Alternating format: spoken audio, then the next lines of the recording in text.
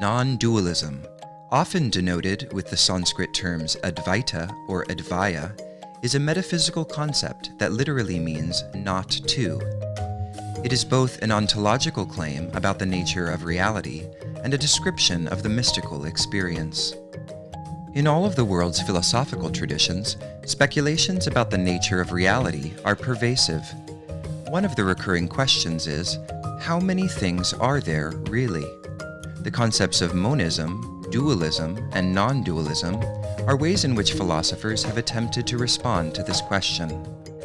Monism either declares that everything is one and that difference is, in some sense, not real, or it declares that difference is real, but it is ultimately made of just one thing or substance. Much New Age discourse, rooted in the idea that everything is one, is an example of monism. Perhaps somewhat ironically, many modern scientists also hold a monistic view of the universe, claiming that matter is the only real substance, and everything that seems different from matter, like human consciousness, is ultimately reducible to material interactions in the brain. Conversely, dualism posits that there are in fact two things that are substantially different and ultimately real. In the Western philosophical tradition, the most famous dualist was René Descartes, who argued that two things, res cogitans and res extensa, or thought and extension, are ultimately incommensurable ontological principles.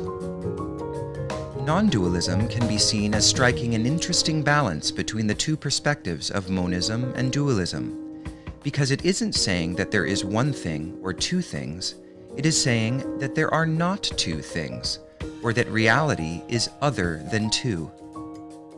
In the tantric traditions comprising what is commonly referred to as Kashmir Shaivism, non-dualism is captured in images of Shiva and Shakti, who are often copulating as a way of expressing their ontological entanglement.